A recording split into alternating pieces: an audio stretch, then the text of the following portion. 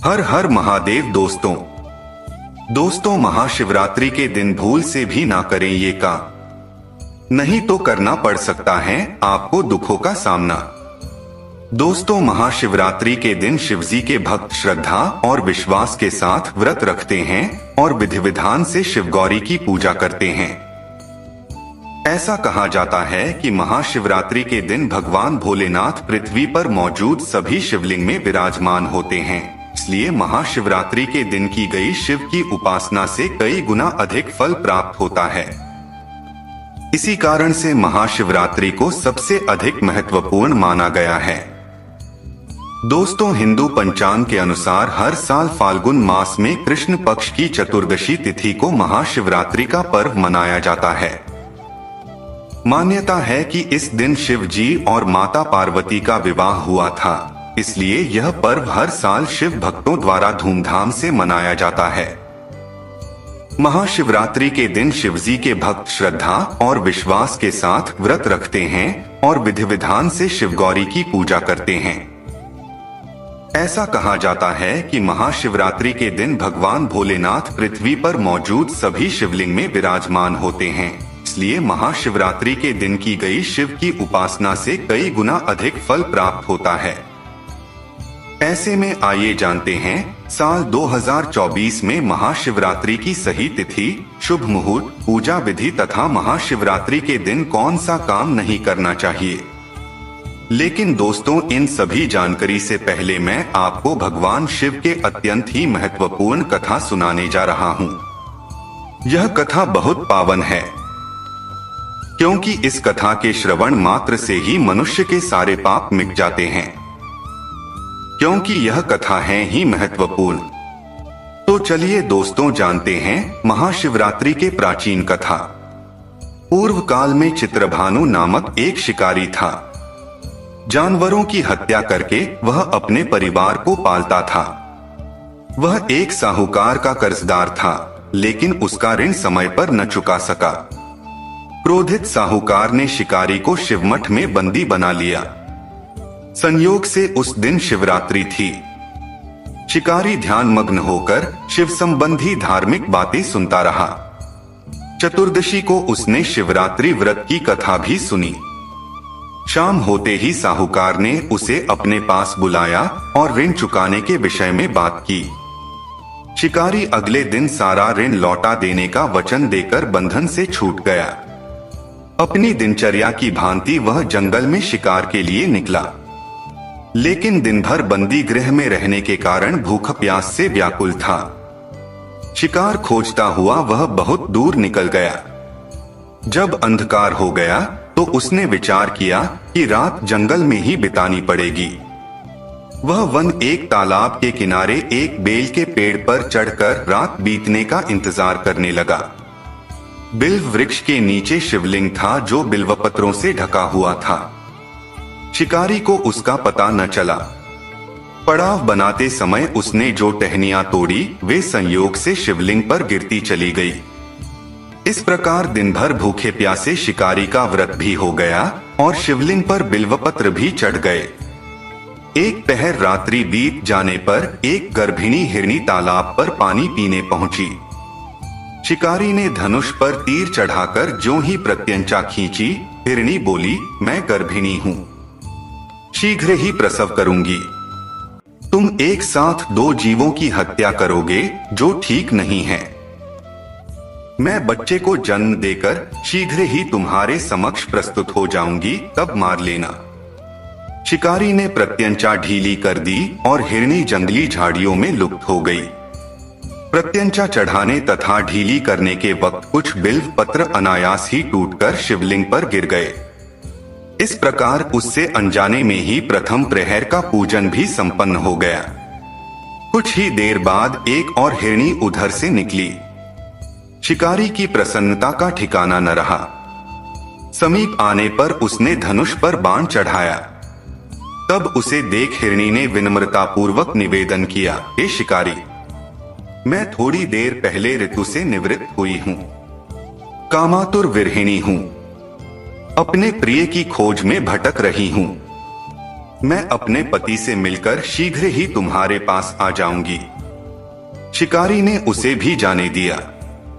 2 बार शिकार को खोकर उसका माथा ठनका। वह चिंता में पड़ गया। रात्रि का आखिरी पहर बीत रहा था। इस बार भी धनुष से लगकर कुछ बेलपत्र शिवलिंग पर जा गिरे तथा दूसरे प्रहर की पूजन भी संपन्न हो गई। तभी एक अन्य हिरणी अपने बच्चों के साथ उधर से निकली। शिकारी के लिए यह स्वर्णिम अवसर था। उसने धनुष पर तीर चढ़ाने में देर नहीं लगाई। वह तीर छोड़ने ही वाला था कि हिरणी बोली, हे शिकारी, मैं इन बच्चों को इनके पिता के हवाले करके लौट आऊंगी। इस समय मुझे मत मारो। शिकारी हंसा और बोला, सामने आए शिकार को छोड़ दूं, मैं ऐसा मूर्ख नहीं। इससे पहले मैं 2 बार अपना शिकार खो चुका हूं।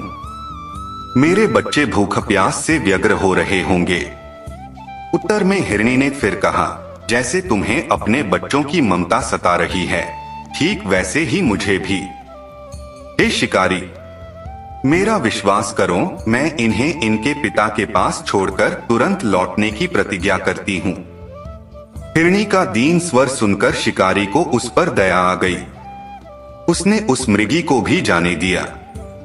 शिकार के अभाव में तथा भूख प्यास से व्याकुल शिकारी अनजाने में ही बेलवृक्ष पर बैठा बेलपत्र तोड़ तोड़ कर नीचे फेंकता जा रहा था। पौ फटने को हुई तो एक हृष्ट पुष्ट मृग उसी रास्ते पर आया। शिकारी ने सोच लिया कि इसका शिकार वह अवश्य करेगा। शिकारी की तनी प्रत्यंचा देखकर मृग विनीत स्वर में बोला, हे शिकारी, यदि तुमने मुझसे पूर्व आने वाली 3 मृगियों तथा छोटे छोटे बच्चों को मार डाला है तो मुझे भी मारने में विलंब न करो, ताकि मुझे उनके वियोग में एक क्षण भी दुख न सहना पड़े। मैं उन हिरनियों का पति हूँ। यदि तुमने उन्हें जीवन दान दिया है तो मुझे भी कुछ क्षण का जीवन देने की कृपा करो। मैं उनसे मिलकर तुम्हारे समक्ष उपस्थित हो जाऊंगा। मृग की बात सुनते ही शिकारी के सामने पूरी रात का घटनाचक्र घूम गया। उसने सारी कथा मृग को सुना दी। तब मृग ने कहा, मेरी तीनों पत्नियां जिस प्रकार प्रतिज्ञाबद्ध होकर गई हैं, मेरी मृत्यु से अपने धर्म का पालन नहीं कर पाएंगी। आठ जैसे तुमने उन्हें विश्वास पात्र मानकर छोड़ा है, वैसे ही मुझे भी जाने दो। मैं उन सब के साथ तुम्हारे सामने शीघ्र ही उपस्थित होता हूँ। शिकारी ने उसे भी जाने दिया। इस प्रकार प्रात हो आई। उपवास, रात्रि जागरण तथा शिवलिंग पर बेलपत्र चढ़ने से अनजाने में ही पर शिवरात्रि की पूजा पूर्ण हो गई। पर अनजाने में ही की हुई पूजन का परिणाम उसे तत्काल मिला। शिकारी का हिंसक हृदय निर्मल हो गया। उसमें भगवत शक्ति का वास हो गया। थोड़ी ही देर बाद वह मृग सपरिवार शिकारी के समक्ष उपस्थित हो गया ताकि वह उनका शिकार कर सके। किंतु जंगली पशुओं की ऐसी सत्यता, सात्विकता एवं सामूहिक प्रेम भावना देखकर शिकारी को बड़ी ग्लानि हुई। उसने मृग परिवार को जीवन दान दे दिया। अनजाने में शिवरात्रि के व्रत का पालन करने पर भी शिकारी को मोक्ष की प्राप्ति हुई। जब मृत्यु काल में यमदूत उसके जीव को ले जाने आए तो शिवगणों ने उन्हें वापस भेज दिया तथा शिकारी को शिवलोक ले गए। शिव जी की कृपा से ही अपने इस जन्म में राजा चित्रभानु अपने पिछले जन्म को याद रख पाए तथा महाशिवरात्रि के महत्व को जानकर उसका अगले जन्म में भी पालन कर पाए। शिकारी की कथानुसार महादेव तो अनजाने में किए गए व्रत का भी फल दे देते हैं, पर वास्तव में महादेव शिकारी की दया भाव से प्रसन्न हुए। अपने परिवार के कष्ट का ध्यान होते हुए भी शिकारी ने मृग परिवार को जाने दिया। यह करुणा ही वस्तुत उस शिकारी को उन पंडित एवं पुजारियों से उत्कृष्ट बना देती है जो कि सिर्फ रात्रि जागरण, उपवास एवं दूध, दही एवं बेलपत्र आदि द्वारा शिव को प्रसन्न कर लेना चाहते हैं। इस कथा में सबसे महत्वपूर्ण बात यह है कि इस कथा में अनजाने में हुए पूजन पर विशेष बल दिया गया है। इसका अर्थ यह नहीं है कि शिव किसी भी प्रकार से किए गए पूजन को स्वीकार कर लेते हैं अथवा भोलेनाथ जाने या अनजाने में हुए पूजन में भेद नहीं कर सकते हैं। वास्तव में वह शिकारी शिव पूजन नहीं कर रहा था। इसका अर्थ यह भी हुआ कि वह किसी तरह के किसी फल की कामना भी नहीं कर रहा था। उसने मृग परिवार को समय एवं जीवन दान दिया, जो कि शिव पूजन के समान है। शिव का अर्थ ही कल्याण होता है।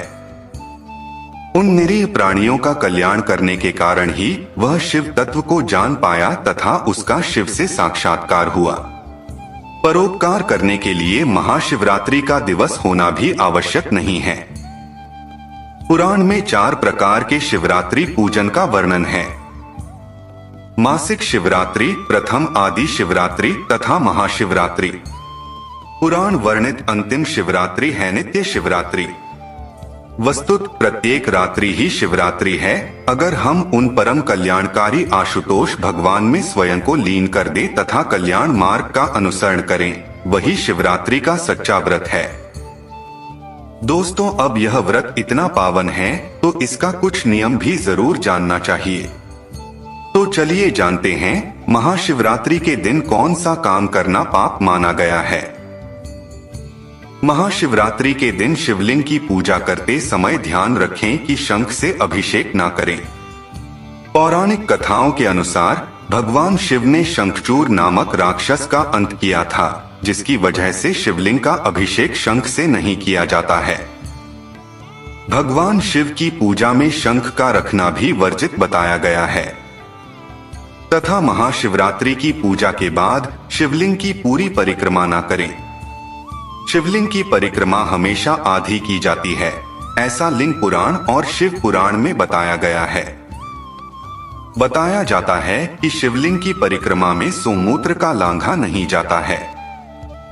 आधी परिक्रमा को चंद्रकार परिक्रमा कहते हैं, ऐसा पुराणों में बताया गया है। तो दोस्तों, ये थी महाशिवरात्रि से जुड़े महत्वपूर्ण जानकारी। आपको यह जानकारी कैसी लगी? कमेंट में हर हर महादेव लिखकर जरूर बताएं तथा इसी प्रकार के आध्यात्मिक जानकारी से जुड़े महत्वपूर्ण वीडियो के लिए चैनल को सब्सक्राइब करें। आप सभी का धन्यवाद।